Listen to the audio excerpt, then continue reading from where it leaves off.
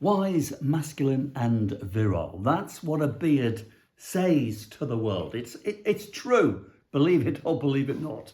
And it's always been the way throughout the world, throughout all continents.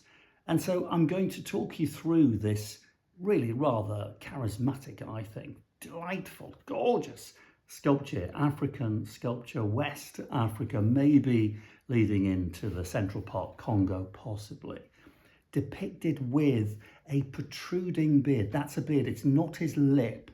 I bought this in an antique centre yesterday, next to the auction I was filming in for Antiques Road Trip whilst I was waiting.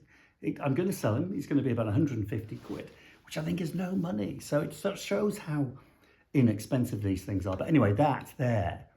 When I was talking to someone in the antique centre, they said, oh, he's got a very big bottom lip. And I said, it's not a lip, it's a beard. And when they looked closely, they could see it. And it's a protruding beard, which tells everyone that's looking at this seated ancestor, this is what he is, carved from a hard wood, a rich brown hardwood, that he's older, he's wise, he's masculine, and yes, he's still virile because he's got that protruding beard. There's a lot of stuff going on. And I just think he's absolutely wonderful, wonderful sort of serene look to him. He's got age as well, and he's modern looking. So he will date to what? Early to mid 20th century, let's say mid 20th century, 1950s. And he's more than a tourist piece, I would say. He's better than that. And he's got plenty of age and he wears it well. Look at his arms, look at the pitting, look at the shape, look at the cut marks in the timber.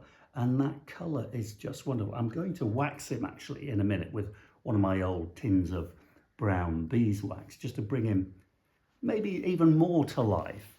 And just to show the genuineness of this thing. There's a little bit of gunk, I don't know what it is. Maybe it looks like chewing gum or something. But I always used to say that every good antique will have a fleck of white paint on it. They just always do. They have paint drops on it. It's not white paint, but it looks a bit like it. So I'm going to just try and pick that off. There we go. I'll do it so you can see. It's a bit sticky. It's maybe like almost like a chewing gum of some sort. Get rid of that. Put it on the carpet. That's a nice thing to do. I love doing things like this. It is, you know, I could be watching telly, could be watching YouTube. I watch a lot of YouTube and Facebook stuff. But I think sometimes it's just such good therapy to do little jobs like this and to learn from every piece. Here's a top tip if you want to get into the world of antiques. Every single piece of antique you ever buy, you must study to within an inch of its life and learn as much as you can from the thing. That way, the next time you see something similar to it, you will know everything you need to know, and it's knowledge that makes you money. Anyway, so I'm going to give him a quick wax in a minute, but let me talk you through him. So, all hand carved. You can see the chip marks on the underside, which is fantastic. So, you know, another example of the only one in existence. I will give you £1 million, guaranteed £1 million, if you can find me the identical carving to this. You won't do it. It's a one-off. So let's talk through him. So we know what he is. He's depicting an ancestor. I don't think he's a religious thing. I just think he's paying respect to the ancestors. And it is, again, depicting this thing in African culture, which is, I think, is probably something we have lost, actually, very much in the West, where age is revered. You know, it's seen as a good thing, and the younger generations will go and they will talk to the older generations and learn from their mistakes, so the younger generations don't need to make the same mistakes. I'm sure if you're slightly older, especially if you've got children, you will relate to this, the frustration of the young not learning from the old. Well, in African culture at this time, they learnt from their elders. Anyway, so that's that. You can see when you look at the base here, again, these antiques will always tell a story and they will paint a picture of their lives. And you can see, can't you, here, and on the base of the feet, on the soles, there is wear. You can see the wear mark where it's been moved across tables, tops, whatever, for very many, several generations anyway, at least. So that's one thing. That's a good sign, showing that wear. And then you've got these, where are they? 3 holes. One here and one on the base, on the sole of each foot. They are not original to this carving. So at some point, somebody has pegged this carving onto a little stand, which is fine, but it never had a stand from new, because this is a one-piece carving. It's not segmented. It's not put together. It's carved out of one chunk of timber. If it was ever designed to have a stand on it, I've seen many of them, it would be carved with its stand. Somebody at a later date has fitted it to a stand. The stand is long gone. Thank goodness we don't want the stand. And again, just to reiterate, examine every square inch of these things. You can see the wear mark where it has lived for generations, being moved around without its stand. Right, now it's got a good colour. Let's just improve the colour with some brown beeswax. So brown beeswax. Some of you might have bought this off me at some point. I can't sell it anymore. The reason why is because it became too damned expensive to produce. It's traditionally produced beeswax. There you go. I'm not even plugging it because I can't sell it because I haven't got any left because it's too expensive to make. But it is absolutely beautiful. And if you could just smell it. Honestly, if beeswax could be an aphrodisiac, this is the one. I promise you, the smell is delicious. So I'm just going to give them a very light coating using an old sock. Recycling. The world of antiques is all about recycling. Very light coating. This will just feed the timber with the beeswax, and with the slight colour in there, it'll just take away any little white scratches. And you don't have to be particularly pedantic about it. You don't have to cover every square inch. Just give them a little bit of a boost. It'll feed the wood as well. The timber will love you for it, I promise you. He will love you for it.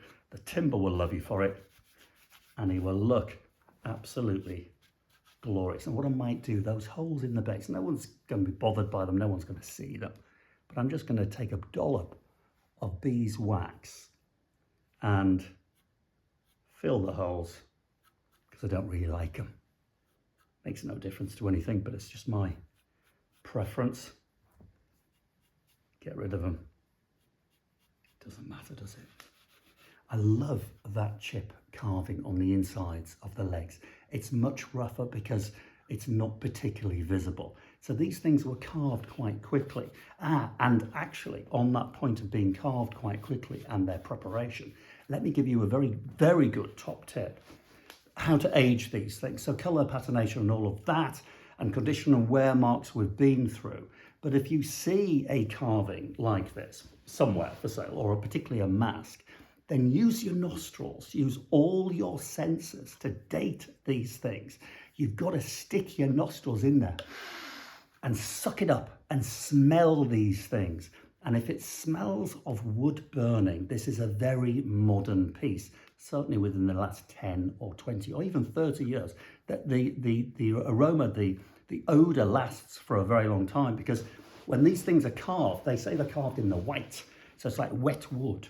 And then they're dried next to wood fires, sometimes smoked over the top of the fires to dry the timber out quickly, to colour them, and then to put them on the market. So that's a sign of a very modern one. So the next time you go antique shopping, do that. I'm just chatting on here just to allow the wax to do its thing, let it dry a little bit, let it settle. So do that, sniff all African wooden carvings, and if you smell the wood smoke, it's brand new, walk away. Did I put any on his face? Don't know whether I did, I just put a little bit on his face. I like often to highlight rather than cover, because I don't want to take away his age. So there we have him. Now I'm going to give him a quick buff. He's buff enough. He's buff all right. Often these sculptures are called the thinking man. I think he's a contemplating man, but he's certainly a thinking man. And often the Africans will refer to them as thinking men. So a quick buff, and I will reveal him finished ready to go. Yeah, so I'm going to sell him 150 quid. I think he's a bargain at that. I think he's absolutely wonderful. So if you fancy him, get in touch. Here he is, coming up soon. Bear with me. I think he's done. So there you have him, a guardian figure, mid-20th century, all polished and ready to go. And remember, he can dispense fabulous advice now. And that beard, ladies, represents wisdom, masculinity, and virility. Cheerio.